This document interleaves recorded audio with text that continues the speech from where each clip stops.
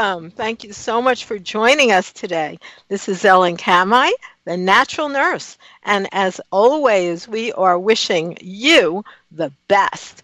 And hopefully you listen to Natural Alternatives all the time. We're so happy to have you on board right here as the Natural Nurse and Dr. Z.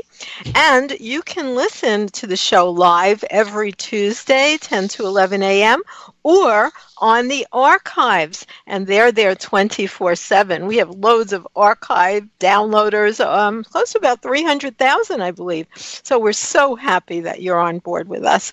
We have lots and lots of classes going on every day. If you go to naturalnurse.com, and then calendar, you will see them. In fact, this very afternoon, if you're listening to the show live on May 7th, we have a webinar tonight, and it's totally free, and it is about hemp, THC, CBD, endocannabinoids. What's the buzz? And that, by the way, is a free webinar that you can join in on. And if you're listening to our show here another day and that has already played, it's available also, the entire webinar, as an archive. So you can get in touch with me for help finding it if you'd like. And that would be at naturalnurse.com through contact. You can always get in touch with myself or Dr. Eugene Zamperone by doing that. Today, we are so happy to have as our guest Diane Budd. Diane is a sought-after animal communicator and healer, serving to bridge the gap in understanding between animals and their human companions. Her book is Energy Medicine for Animals, and it investigates bioenergetics of animal healing. Boy, lots of vocabulary words there for us to get into. She completed Zoopharmacognosy through the Ingraham Academy in the UK, and she teaches workshops on animal communication, animal healing, and zoopharmacognosy. She does offer private consultations, and so we are so happy to be on our show today with Diane Budd. Hi, Diane. How are you? I'm fine, thanks. And you? I'm great. Now, I know you're far away from us. Where are you calling in from? From Cape Town, South Africa. From South Africa. Now, isn't this an amazing world that I can hear you like you're in the next room? It's just phenomenal, and you're coming in loud and clear. Now, all the way over there, just like here, people love animals. What do you think that bond is about? Personally, I think that bond is about enriching the soul. I think that we're all here for very definite reasons, and one of those reasons is love. And very often people find it so difficult to accept themselves for who and what they are. You know, we don't choose the type of body that we get born into. We don't choose our genetics, and we don't choose our background. We kind of like just get stuck here. And I think one thing that animals can teach us is about love, and it's accepting not only ourselves but as others through that connection. And it just makes things, it takes everything to the very next level when you understand that. So when you say we just get stuck here, I don't know, this is not really your main topic, but just since it led me to this question, you know, in various traditions, spiritual traditions, and I know you are spiritual, so you're probably familiar with this, there are different beliefs in different spiritual traditions in terms of reincarnation, and if animal souls, if people can come back as animals, or vice versa. Do you have any feeling about that? I do, and it's quite a complicated. I'll explain it briefly. Part of my training was I studied metaphysics. Now, metaphysics is psychology of the soul. It's also understanding the universe and how we all came to be here. And one of the ways that we were taught is that you cannot, as a person, go back to being an animal. you can only, as a person, when you pass over, you can either reincarnate and come back as another human, or you can become a guide, or you can go on to the angelic realm. So there's several stages of development that the soul must go through, but you can never go back. So the understanding is that you get born as a mineral, as a rock or a stone or a piece of wood, and then you become, then you evolve into the plant kingdom. After that, you go into the animal pool, and when you've integrated and you've learned all the lessons that you can, then you become a human. And each of these levels has a certain consciousness. So we all start at the bottom. We've all been murderers, and we've all done horrible deeds. And one of my deeds is that I abused animals, and that's why I'm here, is to try and correct that karma. And it was incredibly difficult for me to hear that when I originally heard that. It really sat with me, and I had to really work through all the emotions of doing that. But once I accepted it, I kind of like moved to the next level. So that is my belief. And if anybody wants to Google it, it's called the Antikarana 1 and Antikarana 2. So we have universal laws, and those universal laws theoretically apply to soul evolution as well. Well, thank you for explaining that. Yeah, I have heard that also. And then I've also heard other philosophical discussions about, and so probably it's like, who knows what goes on. But nonetheless, we are certainly intimately connected to animals. And I'll tell you, one of the things I teach, and you are very involved with, is interspecies communication. And what we have recently discovered is that it is not just telepathic, and it is not just energetic. As a matter of fact, there are actually receptor sites on our cells, and the receptor sites are specific in terms of interspecies communication, which has to do with same species communicating with each other.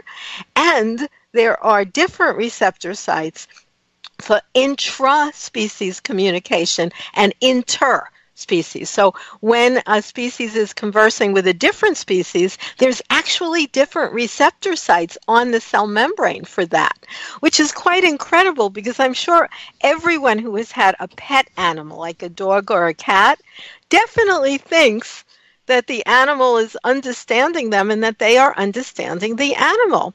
And, you know, you yourself feel that you have an ability to talk to animals. How does that feel to you when it's happening? I have to agree with what you're saying, because over the years, when I pick up a conversation between two animals, it's different from a conversation that I hold with the animal. And sometimes it takes them, I would say, a little bit of a while to settle down. They're far more confident and outgoing with another member of the family, whether it be canine, feline, or mouse, or whatever it is.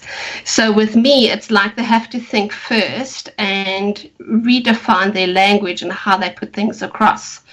So yes, I definitely agree with it. And, you know, it's fascinating doing this work every single day, because no 2 days are the same. Every single day I'm learning something new, and every single day I'm growing. For instance, it's 4:00 in the afternoon here, and this morning I read a client's cats, and the cat showed me that she actually selected the client at one of the rescue centers, but the way that she said it was quite incredible. So cats have the ability to zoom in and really set their focus on something, for instance, like when they hunt. But I didn't quite realize they do it with us humans as well. And she explained something to me of extending, almost like a Spider-Man catch. You know, when Spider-Man opens up his palm of his hand and he extends that ethereal web and he links onto something and then he climbs up. That is exactly what she did to her owner, and she was pretty proud of it. And the owner could definitely feel something that, you know, when she was at the rescue center, and she was drawn to this one cat, but none of the others. So it was nice hearing from a cat her definition of that connectivity to her owner. Yes. And I think pretty much every pet owner, I think it's a common experience. Do you agree that they feel like there is a communication pattern open between themselves and their pets? Yes, I do. And people, the one thing I would like to encourage everybody to do, don't just think that you're imagining it. Play around with it, have fun, Imagine that you're going to, if you own a dog, go to the cupboard and take out a lead and take the dog for a walk and see if the dog responds. Or say that there's a biscuit and the biscuit is sitting on top of the table and all they got to do is reach out and get it. It brings your relationship to a whole new different level. But people shouldn't discount it because it is happening and it is very valid. Very often I do a session and the owner says to me, wow, so everything I thought I was getting was actually true, and I actually am speaking to the animal. Yes, you are, and the animal's speaking back to you in turn.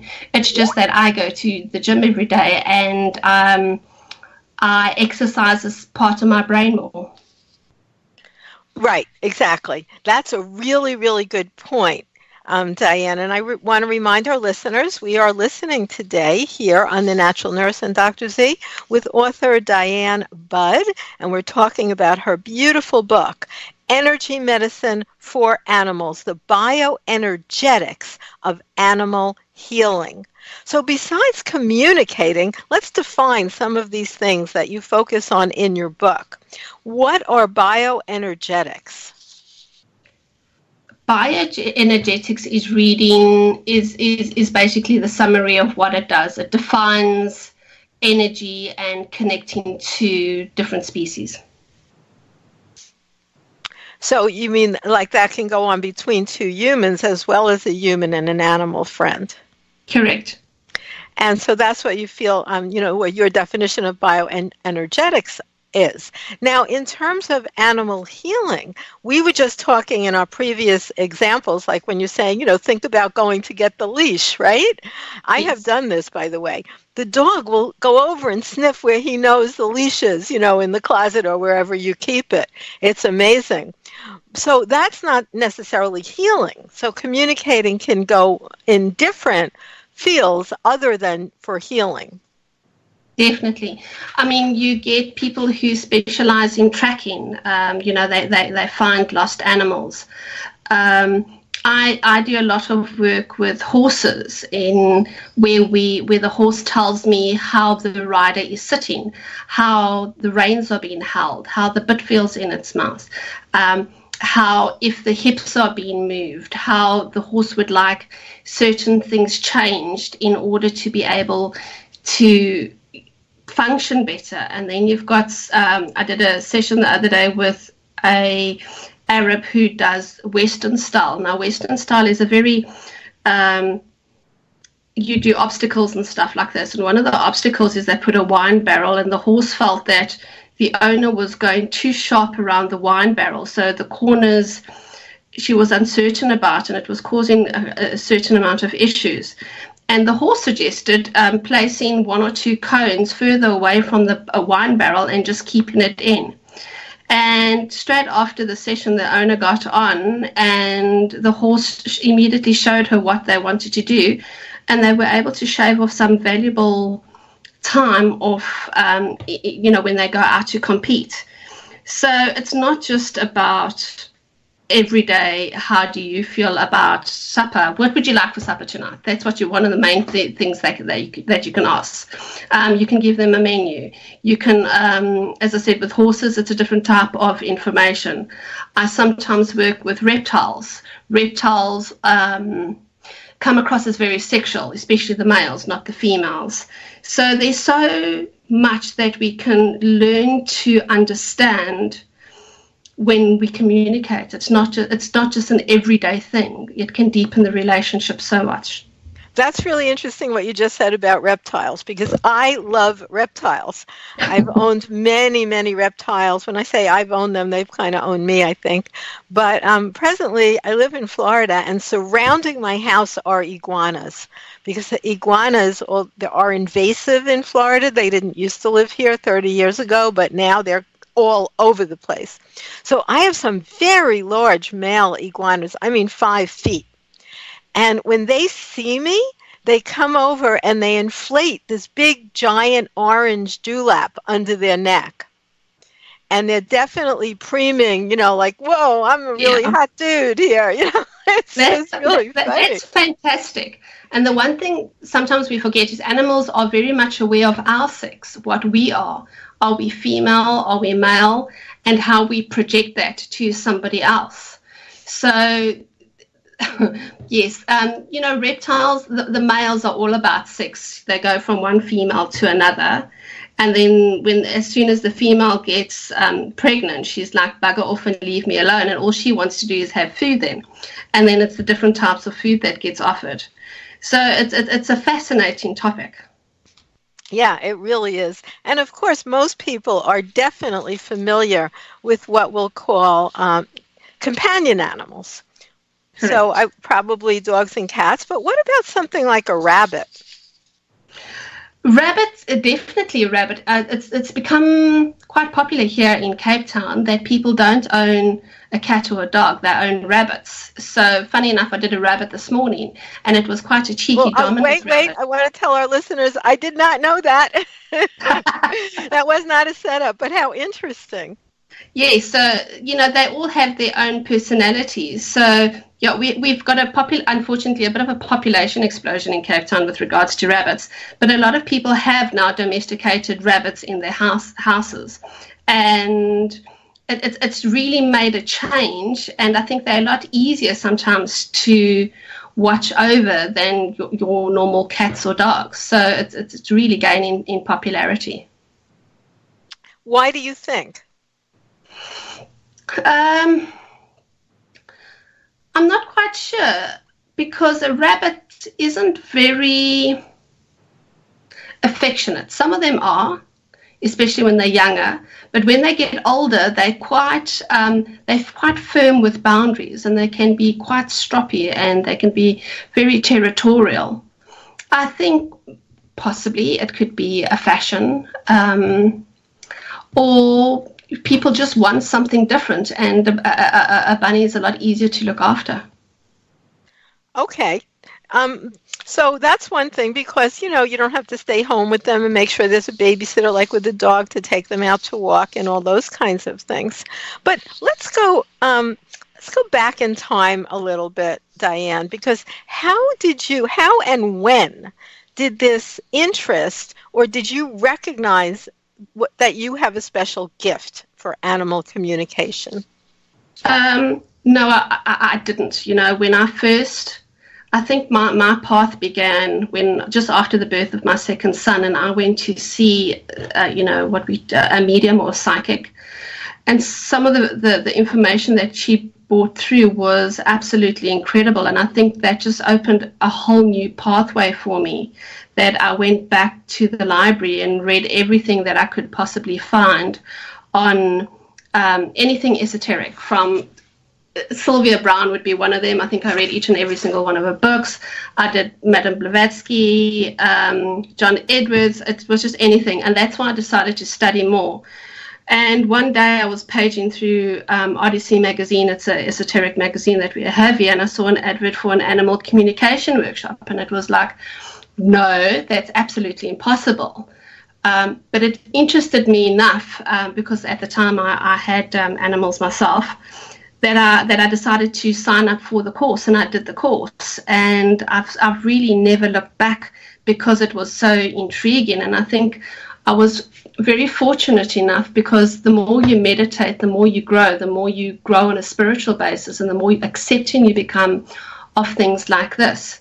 So when I started getting information, I'm quite an introverted person. I didn't make a lot of noise about it. But one night I couldn't sleep, and it was about 3:00 in the morning. And I decided, okay, I'm going to practice. And I connected to my then cross German Shepherd Rottweiler. and she was sleeping in another room in the house, and I woke her up and she started barking at me. But you know, the dogs sometimes have this absolute cross, no nonsense bark, and that was her, and she was moaning at me for waking her up, and how dare I, and where are my manners, and etc. and etc. And of course, I've never really, that was such a wake up of a validation of what I was doing. And of course, I immediately apologized, and then I withdrew. But then, of course, I couldn't sleep for the rest of the night. But it just served as I can do this, and it's very valid. And then I've just never looked back from then. So, you know, you felt that, wow, this is a gift that I have. And so you had that. And when did you decide to start to share it with others? And even it's interesting as something that you do professionally. It took quite a couple of years. I started practicing, I think, about 2 or 3 years after that. And it's all on referral basis. And then I sometimes felt that I wasn't doing, that talking wasn't enough, that I could hear and I could understand, but there were certain things that I couldn't help move to the next level. And an example I'll use is aggression in dogs. So sometimes a dog is aggressive and they can't help themselves. So it doesn't matter how much the dog says to you, I'm aggressive because I don't like this, this, and this, and you tell the owner and negotiate between the two of them. It wasn't enough, and that's when I went through different things. I went through Bach flower remedies. I went through tissue salts, and that's when I came across Zoopharmacognosy, and that's when I went to study with Caroline Ingraham. Simply because I felt that as a healer, that can promote me to the next level. Yes, I do energy healing, and energy healing definitely works, but as a nice backup and as a nice validation, essential oils, I wouldn't say are the quick fix, but they definitely help when there's a behavioral problem. And how it helps me is that when I'm in session, I feel emotions that the animal is experiencing, and I feel pain that the animal is experiencing. So as soon as I pick something up, I can then work with it and try and move it out of the auric field and move the healing to another level. Whereas beforehand, I felt that I wasn't doing it. And this really forced me out of my shell, because beforehand, I was home-based, working from home. And now I've got these oils and I've got these plant extracts. Now I'm forced to go, work with animals and not only do a session, but have the oils as backup. It was never intended for me to work like this. The oils were just a backup. And it was something that I was so interested in doing because it's a very studied field. So we know that vetiver contains something called cousimol. Cousimol helps male aggression in the brain. And you basically pop the lid, let the animal smell it, and work with a couple of other oils to support it. And there really is a remarkable difference. So that is why now it's so much easier for me when I read to recommend certain oils, because I know how to help those emotions to be processed to the next level. So that's a lot of sharing, and thank you so much. We're going to go to a little break right here on The Natural Nurse and Dr. Z. You can always find us as naturalnurse.com. We're talking today to author Diane Budd and about animal communication stories and her book, Energy Medicine for Animals, the Bioenergetics of Animal Healing. We will be right back with more right here on The Natural Nurse and Dr. Z. On this edition of the Natural Medicine Chest, we'll discuss sarsaparilla, or Smilax officinalis. Sarsaparilla is a tropical plant which grows in South America, Mexico, and Guatemala. Although most Americans are familiar with it as a flavor enhancer for root beer, it has also been used for its beneficial properties for hundreds of years by many different cultures. In Roman times, the young shoots were eaten, and the mature vines were worn as garlands at festivals of Bacchus. According to ancient Roman writings, Sarsaparilla originated when the beautiful maiden Smilax was turned into a shrub after her love was slighted by the young crocus. Sarsaparilla was brought to Europe in the 16th century by Spanish traders. A French physician, Nicolas Monardus, published a comprehensive account of sarsaparilla as a treatment for syphilis in 1574. During Portuguese military operations in 1812, a British Inspector General of Hospitals noted its positive effect on syphilis patients. It has also been used in China for treatment of the same condition. Sarsaparilla was included in the United States Pharmacopoeia until 1950 as a recommended treatment of secondary syphilis.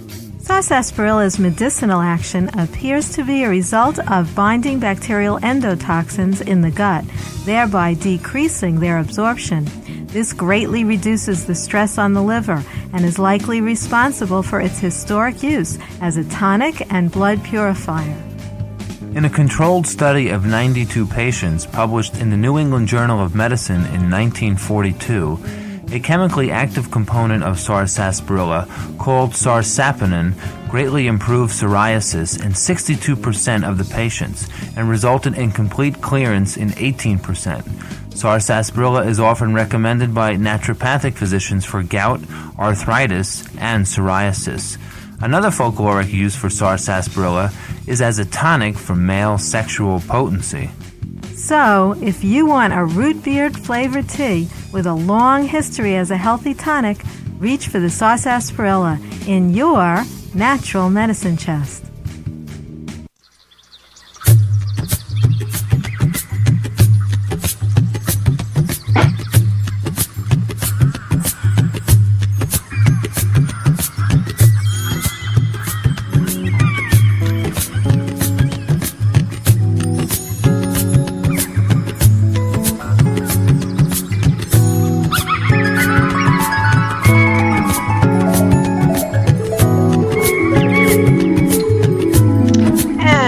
Welcome back once again, two more right here on The Natural Nurse and Dr. Z.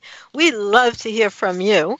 Go to naturalnurse.com and you can always just go ahead and hit contact. You can also join our newsletter. There is no charge and we ask for no information whatsoever. You just go to the left-hand corner of the front page, click on where you join the newsletter, and all we ask you for is your email, nothing else. And you can easily say, don't send it anymore if you're getting too many emails and you'd rather not. We only send out a newsletter, sometimes once a month, sometimes twice a month. We have links to how you can sign up for classes, and you can always find that out by just going to naturalnurse.com and then move the cursor on the top to calendar, and you'll have a drop-down menu of all our events. We have online events such as the Natural Nurse Herbal Certification class, which offers 18 CEU credits for nurses, midwives, massage therapists, acupuncturists, registered dietitians, and nutritionists. So that's a great thing to join in on if you're thinking you'd like to learn more about herbal medicine to use for yourself and your family, or if you're interested in moving forward with a professional life linked to natural medicine. We have another class called Career Paths in Natural Health that really details all the specific career paths you might be interested in pursuing. We have a group class on that, and we have individual sessions as well, where I actually look at your resume and CV and what you've been doing with your life up to this point, and then I get you absolutely very specific individualized links to what you can look into. And we investigate things like how long would it take to get capable of performing in this particular kind of genre, let's say a massage therapist, or let's say a holistic health counselor, or let's say an animal communicator. How would you become that? It's got to be a gift involved with that one as well. And all those things are available at naturalnurse.com. Look at calendar. and send us an email. Now, today our guest is Diane Budd, and she is a sought-after animal communicator and healer, serving to bridge the gap in understanding between animals and their human companions. That's interesting. Usually it's humans and their animal companions. So her book, Energy Medicine for Animals, investigates bioenergetics of animal healing. She completed Zoopharmacognosy through the Ingraham Academy and teaches workshops in animal communication, animal healing, and Zoopharmacognosy, and she offers private consultations. Now, Diane, since you're very far away, I'd like to ask you if you offer private consultations via something like Zoom or like Skype that we're on today, because of course nobody's running over to your office there from New York, I don't think, or from anywhere in the U.S. Yes, I've got clients all over the world. So I would imagine you do. Everything just gets done via email. Right. And then, of course, you can always look at the animal. Now, how do you talk about this word? Because I never heard this before, and I love to learn more as well. What is zoopharmacognosy? Zoopharmacognosy is animal self-selecting medicinal plant extracts. So what happens is when an animal gets ill, and this in a way pertains to us as well, the receptors in the mouth change, and then they graze something that they wouldn't normally eat. So for instance, let's say there's a buck out in the field and the buck has worms. It will tentatively select on different types of vegetation until it will find something that will help it to get those worms out of the body.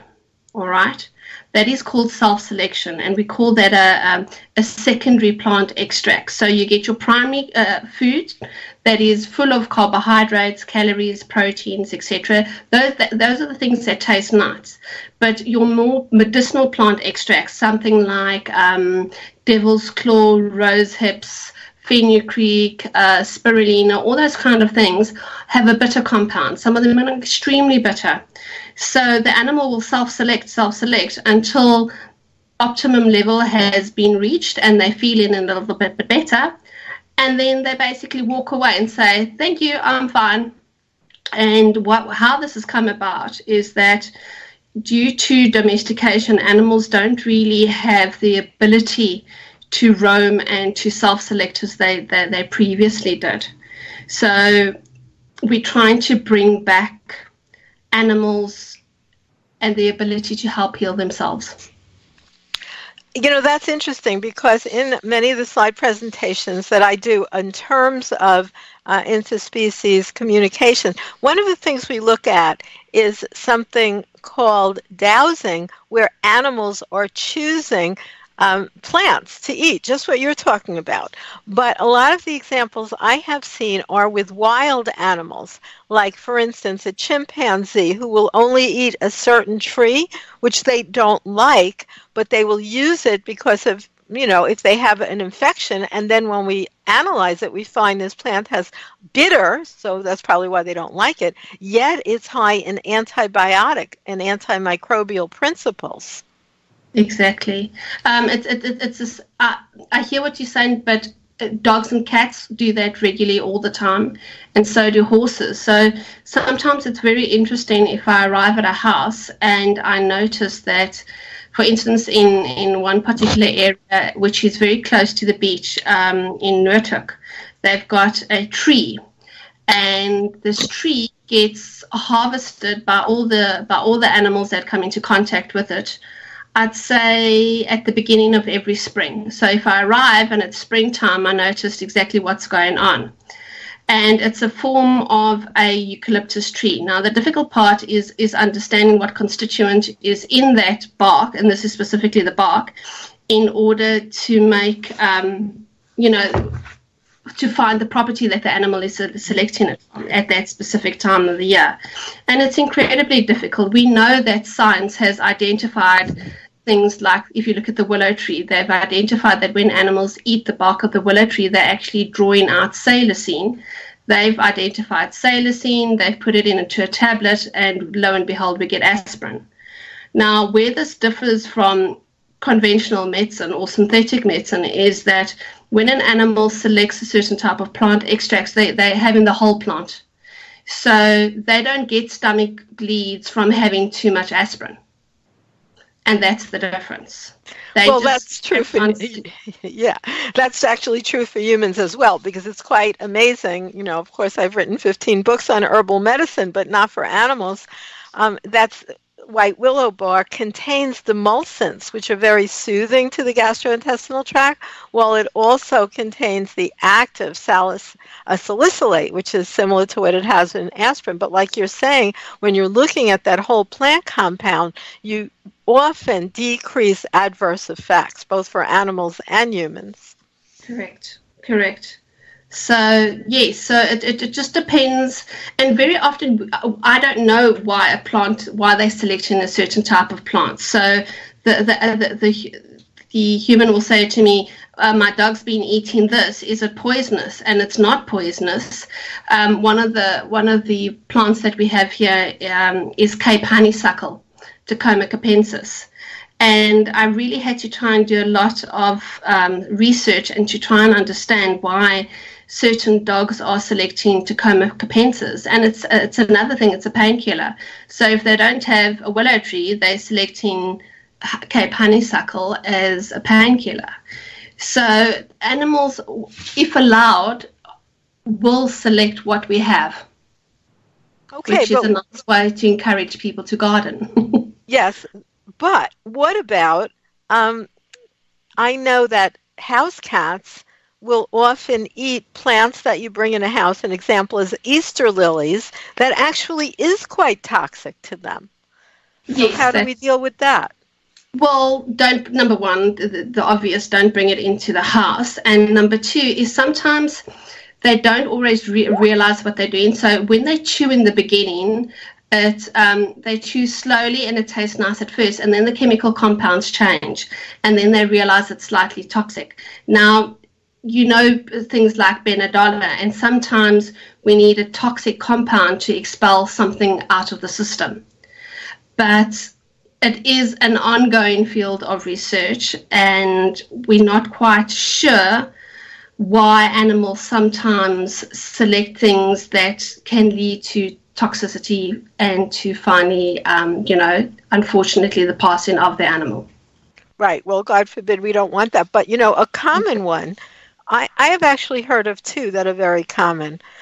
One is tea tree oil, particularly with cats, where someone might use it as a skin infection healer, which it's great for on humans, and yet highly toxic for cats, and then they'll lick it off themselves because they don't like it being there. And the other one is the sweetener xylitol, which is being used so widely in the industry, for instance, in gum. And dogs, when they find a pack of gum, they don't take out one little piece. They eat the whole pack. And they're really actually getting liver damage. Correct. And one thing I'd like to say, I'm very worried about tea tree being overused. Tea tree is not a common selection with any animal. And when you offer an essential oil, be very aware of what you're offering. Because if that animal has got any past history of hemorrhaging, tea tree is the last thing that you should be offering.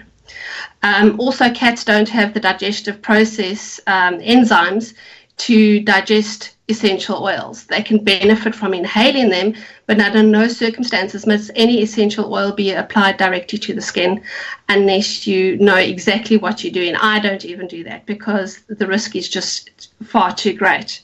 And with regards to xylitol, we're finding that xylitol is now even in peanut butter.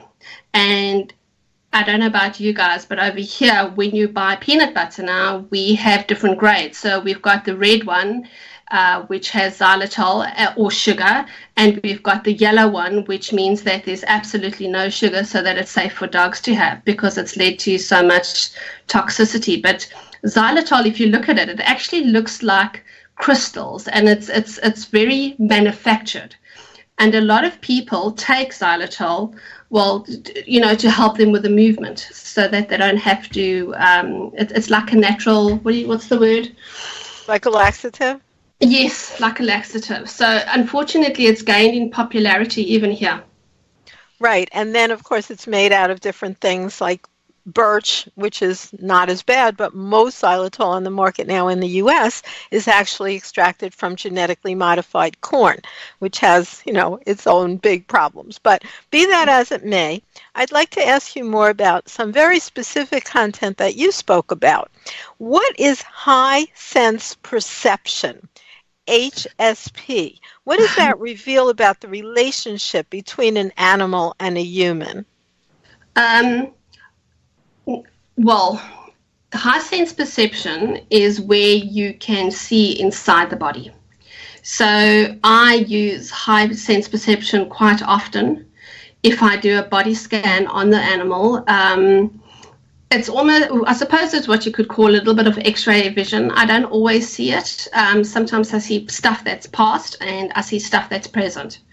And then I ask them if they want to be helped with that. So, for instance, the other day I did a horse who had the top of the hip bone had been not dislocated. A piece had come off.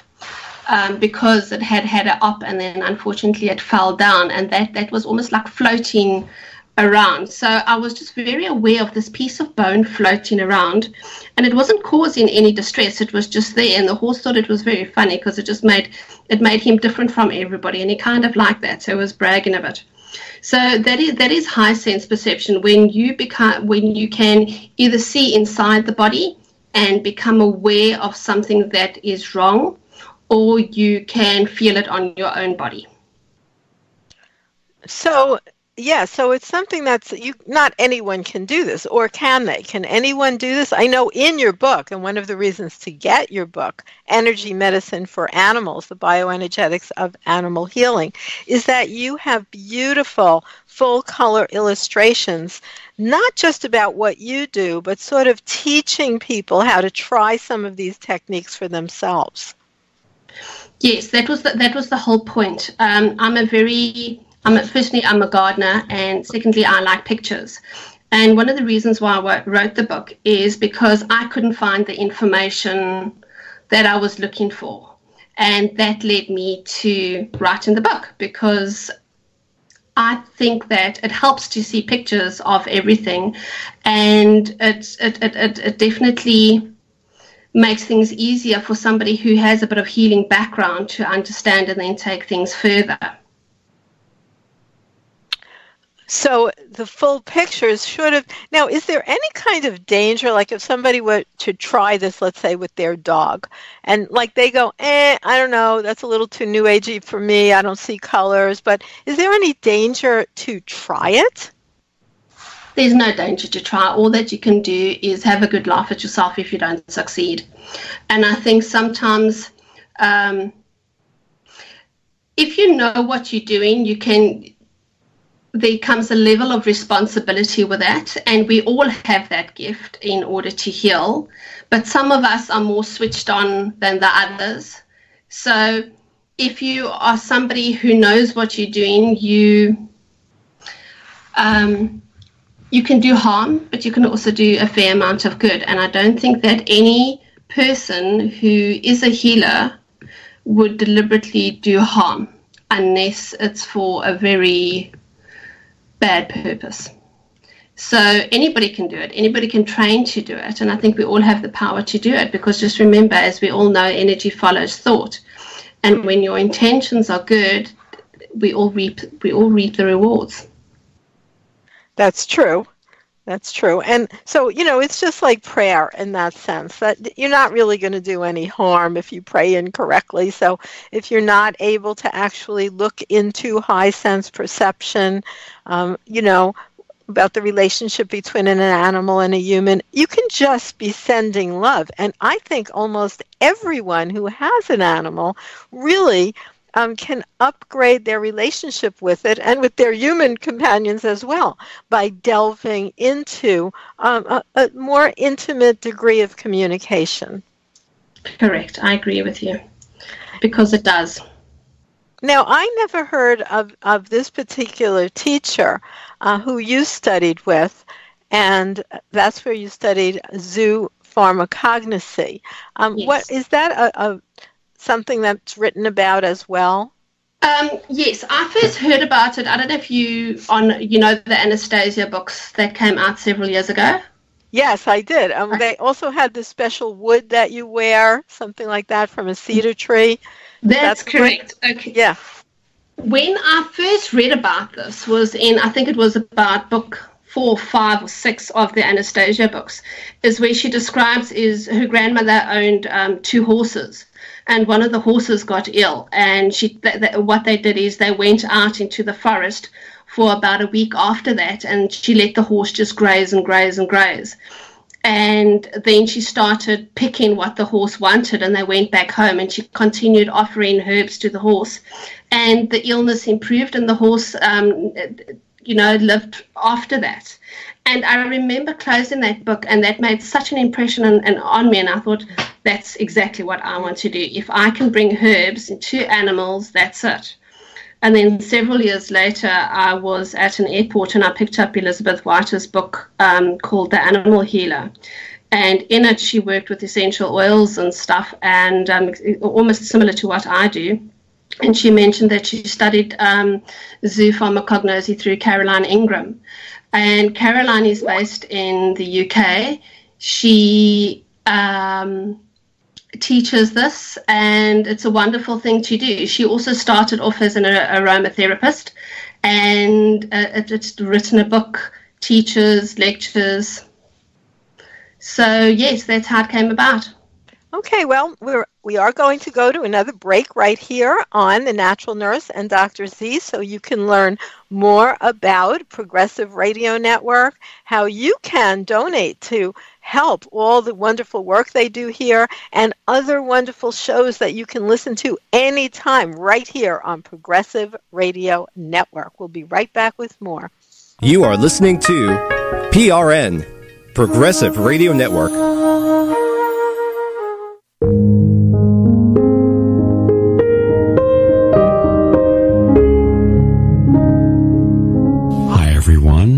I'm Gary Null, the founder of the Progressive Radio Network. Today we have more than 80 producers bringing forth the most progressive and most liberating information, the kind of information you do not regularly hear on any of the mainstream or alternative media. You can help us now. Up to this point, I have virtually supported the Progressive Radio Network, all of its expenses and payroll, myself. But we would like to expand our reach. We'd like to do far more. We'd like to be able to advertise on Facebook and let others know we exist. We are the #1 progressive radio network in the world. In fact, we have programs that are most listened to in all of progressive radio. But we could go a lot further. Our message can reach a lot more people, especially at a time when people are desperate for honest, objective insights on the important topical issues of our day. How can you help? It's simple. Go to prn.fm, go to our main page. In the upper right-hand corner, you'll see a little button, Support Now. And then whatever you can contribute on a monthly basis will make a big difference. It will help get the message out. It will help inform more people, it will give them more choices. This is where you'll hear in the independent candidates and the people looking to challenge the corruption in government and industries. But we need to get our reach out further. So please, whatever you can afford on a monthly basis, and there's some suggestions there, and it'll be automatic. All right? Thank you very much for continuing to help us help you and the rest of the world on these important issues.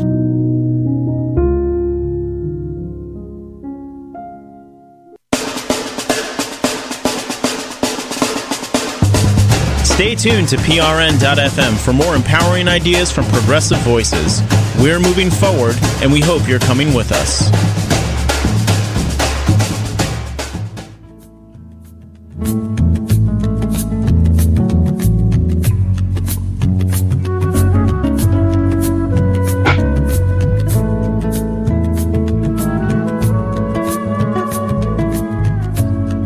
And welcome back to more right here on The Natural Nurse and Dr. Z. We love to hear from you, so get in touch. Go to naturalnurse.com. And you can click on calendar if you'd like to see all the classes and workshops. We have some that are on ground as well. For instance, we meet up in Chinatown and we spend the day. It's like going to a different country. This is our 40th year of doing that. And we learn about traditional Chinese medicine. We visit apothecaries, and we even do a trip to a Chinese museum as well as an underground FDA-approved traditional Chinese medicine apothecary. So very interesting. You won't get to do that any other way than joining us on our Natural Alternatives Chinatown trip. We also have several herb classes coming up real soon where we go outside, gather wild, edible, and medicinal plants, and you will make your own medicine and go home with them. That includes an herbal tincture, an herbal tea, an herbal salve, and we make those all right in the class after we gather the plants. And then you get to take them home with you. That will be at Restoration Farm in Old Bethpage, Long Island, coming up in June. We are taking registrants right now, and that class fills up fast. So you can find that at naturalnurse.com calendar, along with all our other seminars and webinars. In fact, I just heard that our webinar tonight is actually filled. So you still can register possibly, but that's pretty filled. So all of those things are available. Just check it out. Today we have as our guest Diane Budd, and we're talking about her new book, Energy Medicine for Animals, the Bioenergetics of Animal Healing. And so back to you, Diane Budd. Let's talk about a few cases. When you talk about healing, do you mean an animal had an illness and was then cured? Or is it sometimes they're going to pass away because they're elderly, but they can just do so in a more peaceful way? Yes, it's both. I think the first one is always, it's never easy for the owner to sometimes let go of the animal, and they want to do everything that they possibly can, especially towards the end. So sometimes the animals can give us a date. They can say they'd like to be assisted, or they can say, I think I've got this covered, just be there to support me. And then obviously with something like that, I would just work with several of the oils just to help the owner and to help the animal come to terms with the loss and the grief, certainly that the owner will be feeling afterwards, and it just helps the soul to transcend. Sorry, I've lost my train of thought here. Well, just basically those two things. You said you could help with both of those things. Oh, yes. Either physical healing or, let's say, spiritual healing. Because right. I know I work a lot with humans also in hospice, and we talk about the fact that healing does not always mean you're going to get rid of the illness, but it's about if it is meant to be, it's more like God's will, you still can smooth that transition. That's a form of healing. Definitely, and I think it's a coping mechanism. And one thing I have found is that it empowers somebody to help themselves and to help their animals, because very often people don't know what they can do to help, and sometimes it's just a small suggestion or a small way that we can improve their lives to the end. I find that when people book me, they book me for a variety of different readings. Sometimes they're just interested and they want to hear what the animal says. Sometimes they're not even aware that there's something wrong with the animal. When I do a body scan, I very often pick up, for instance, there was something wrong with a cat's jaw, and I asked the owner to immediately take it to the vet because there was a piece of bone stuck in the teeth. So we do a tooth scan. So there's a variety of reasons in which healing can take place. It's not only spiritual, it's physical. And then obviously with the animals also have auras, and things sit in the mental and they sit in the emotional part of the aura. And we just try and help to move things along. so that the animal can just help soul evolution and let go of certain things. And I think that's the best part of my job is, when we all have stuck, trapped emotions that we can't always let go of. And this really helps and facilitates that process. So let's talk about one time, because guess what? We're getting to the end. But share quickly a case of physical healing that you feel, that working with you helped on that level. There's several. I did a horse at a yard the other day, high temperature, didn't know quite what was wrong, and it was a bacterial infection in the stomach. And the reason why I know that is, number one, he selected peppermint oil to help bring his temperature down. Number two, he selected thyme. Thyme is very often selected. And number three, I felt it in my stomach and I was able to help him. So yes, and I left the owner with one or two oils, and after that everything was absolutely fine. And then you often get it on a physical level when you send healing, and there's just a calmness and there's an understanding that happens between the owner and the animal. So yeah, it depends what you do. But, I'm sure people are very grateful for your intervention, because I'm sure it calms them down as well as the animal. Yes, and again, sometimes people think that they don't know how to help the animal, and there are various suggestions. So I think when you say to somebody, try doing this, or just place your hand here, or just send some energy over here and let him smell this, it gives them something to do and it gives them something to work with. They don't just stand on the sidelines and they feel, I can't do anything. All I can do is stand and watch my animal. And I think that's what really makes the difference. And with helping the animal, they also help themselves, because it's a twofold thing. We can't heal somebody else without tangibly healing ourselves. And that's what bioenergetic healing is. Yes, it's certainly a back and forth between yourself and your companion animal, or even a wild animal outside that, you feel connected to. So I want to thank you so much for taking the time to be our show guest today. And I want to remind our listeners that you're listening to The Natural Nurse and Dr. Z on Progressive Radio Network. Our guest today is Diane Budd. Her book is Energy Medicine for Animals, the Bioenergetics of Animal Healing. So thank you so much for being our guest, Diane. Only a pleasure. It was a delight. Also, how do people get in touch with you? What's the easiest place to find you? They can just go onto the website, which is www.healinganimals.co.za. Okay, and that link will be actually a live link from our archived show, so anybody can visit anytime. So again, thank you so much for being our guest. And thank you, listeners, for tuning in to another edition of The Natural Nurse and Dr. Z, right here on Progressive Radio Network. Until next time, this is Ellen Kamai, The Natural Nurse, along with our co-host, Dr. Eugene Zamperone, reminding you to stay healthy.